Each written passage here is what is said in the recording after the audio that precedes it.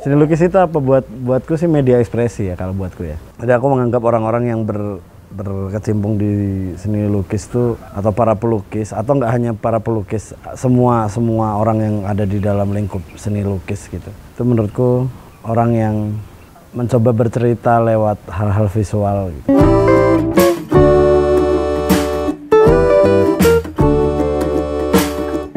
Saya Miftah Rizak, pengen dikenal sebagai apa? Mungkin seniman aja kali. Karena sebenarnya nggak cuma satu bidang seni aja yang digeluti gitu. Jadi mungkin teman-teman kenal saya sebagai, ada yang sebagai Kang Mif, Prosanada dan lain-lain, pun proyek-proyek seni yang lain gitu. Jadi pengen dikenalnya sebagai apa? Mungkin yang paling umum aja gitu, pengen dikenal sebagai seniman aja gitu. Yang pakai media apapun buat berekspresi sebenarnya. Jadi nggak terpaku di lukisan aja atau musik aja atau teater aja atau puisi aja gitu.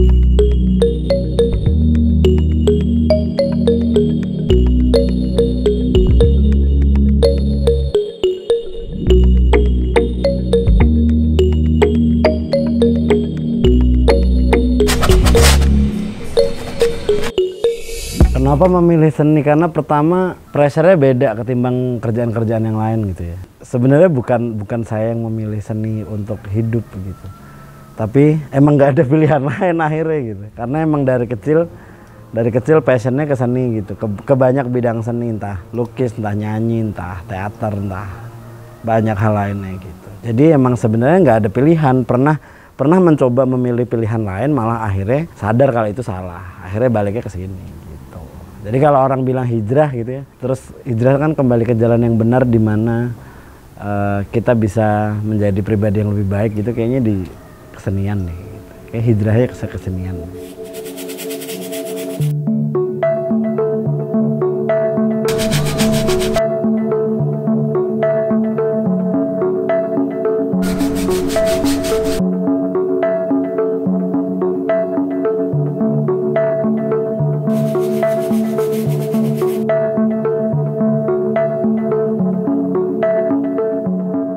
Kenapa abstrak? Sebenarnya pertama karena bosen sama realis. Udah bertahun-tahun main realis, seperjalanan waktu kemarin direkomendasiin untuk belajar lagi tentang apa itu seni lukis abstrak. Lalu bagaimana lukisan abstrak bisa menjadi media katarsis gitu ya, atau pembersihan diri. Dan ternyata menyenangkan gitu.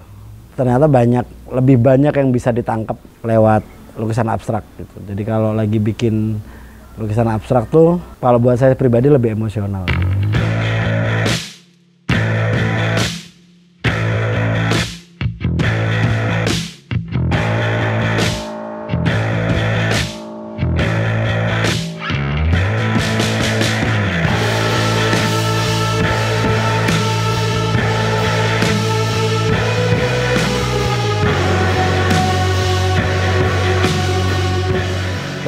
Pertama seni itu selera ya. Bagus, jelek, bener, salah tuh kan selera sebenarnya. Nah, karena selera orang beda-beda, nilai apresiasi orang juga beda-beda mungkin. Masing-masing kan punya tarafnya masing-masing gitu ya. Atau punya punya standarnya masing-masing gitu. Kita nggak bisa tuh bilang, oh lukisan mahal itu udah pasti bagus. Ya belum tentu juga. Oh lukisan murah tuh pasti jelek. Ya nggak juga sebenarnya gitu. Masing-masing nilai apresiasinya kan beda-beda karena semuanya kan dikembalikan kepada senimannya ya, kepada seniman dan si penikmat karya gitu. Ini kan bukan bahan yang dibeli dengan perhitungan bahan baku gitu. Kalau kita ngomong bahan baku mungkin kanvas berapa, cat berapa, kopi berapa gitu ya kalau dimasukin kos. Cuman kan nggak ada faktor X, itu yang ajaib gitu. Jadi saya sendiri bahkan sebagai seniman itu kadang kaget aja gitu.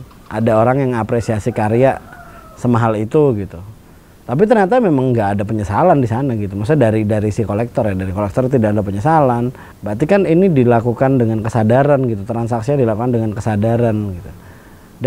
Dan kalaupun kita tanya kenapa ke orang-orang yang beli karya mahal itu, jawaban mereka yang paling umum adalah saya mencintai seni gitu. Nah kan kalau udah cinta tuh gimana ya Pak? Kita ngomongin cinta nih.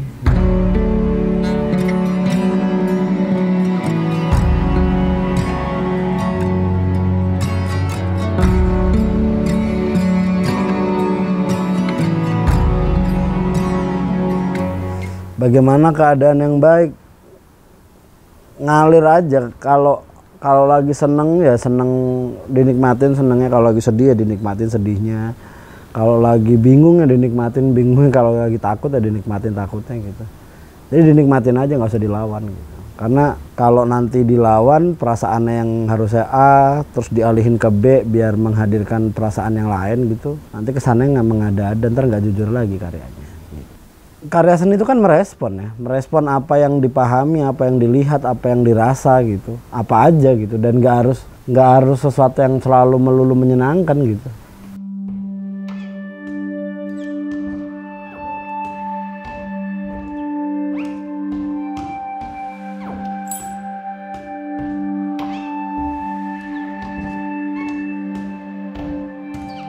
Kesuksesan pelukis adalah apa menurutku? Adalah ketika dia sudah bisa jujur dengan dirinya sendiri gitu. Dia menggunakan media lukis sebagai perpanjangan tangan dari pemikiran yang dia alami, dia rasakan, dia pahami. Itu sih menurutku sukses ya. Terlepas dari nilai nominal gitu. Karena kaya itu kan gak ada habisnya ya. Walaupun susah juga nyusahin juga sih gitu. Walaupun susah juga jadi masalah hidup. Cuman kan maksudnya kita turunin dikit lah standar kesuksesannya, nggak harus melulu harta gitu. Jadi kalau udah bisa bikin karya yang dari hati banget tuh kayaknya sukses ya.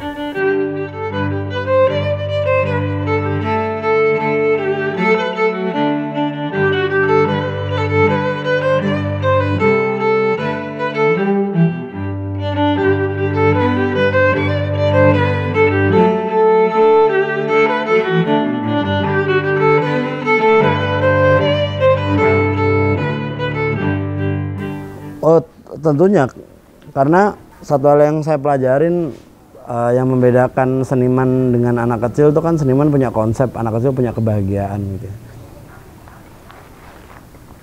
Anak kecil kan memvisualisasikan sesuatu yang dia sama-sama memvisualisasikan sesuatu yang dia pelajari, dia pahami gitu. Cuman kan pemahaman seorang seniman sama anak kecil kan pastinya beda gitu. Bedanya itu aja sih paling. Jadi kan apakah punya konsep, apakah punya arti, ya tentunya punya.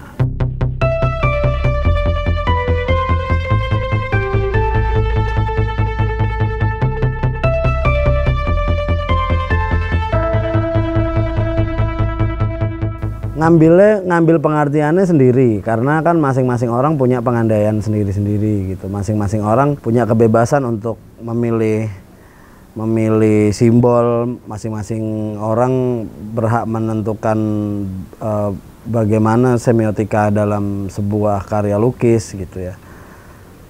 Kecuali kita lagi ngomongin struktur atau kita lagi ngomongin bentuk yang memang secara pakem itu ada hal-hal yang nggak boleh dilanggar, itu beda cerita. Tapi kalau simbol icon semiotika tuh kayaknya balik ke diri masing-masing gitu. Dan saya sendiri punya beberapa simbol yang saya pilih gitu, akhirnya yang saya gunakan di banyak karya saya untuk bercerita tentang sesuatu gitu.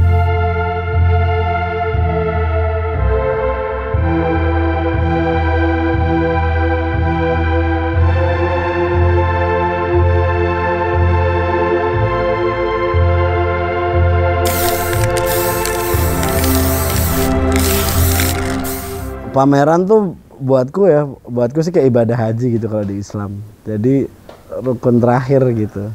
Mahal tuh gitu, mahal, susah gitu kan. Cuman jangan terlalu sibuk ngejar haji dulu gitu. Mungkin sholatnya aja dulu benerin gitu. Yang rukun-rukun sebelumnya dulu. Jadi mungkin kalau pameran tuh haji gitu, sholatnya tuh ya yang ngelukis gitu ya, banyak-banyakin ngelukis aja gitu. Karena jadi nggak lucu kalau nggak pernah ngelukis, maksudnya jarang ngelukis tiba-tiba pameran gitu, lucu aja sih gitu. Jadi mendingan banyak yang ngelukis. Sifatnya tuh kalau aku ngeliatnya kayak gitu, kayak pameran tuh kayak ibadah haji aja gitu, bagi yang mampu ya, karena emang effort kan kalau pameran kan. Sebenarnya walaupun yang bikin ribet sebenarnya kita sendiri sih kadang gitu. Sebenarnya bisa aja bikin pameran nggak ribet juga bisa aja gitu. Cuman kan gimana ya Pak, effort kan mempengaruhi hasil ya gitu, usaha kan mempengaruhi hasil gitu. Jadi bagaimana kita pengen kita ngeset goal kita di pameran ya itu effortnya juga akan segitu.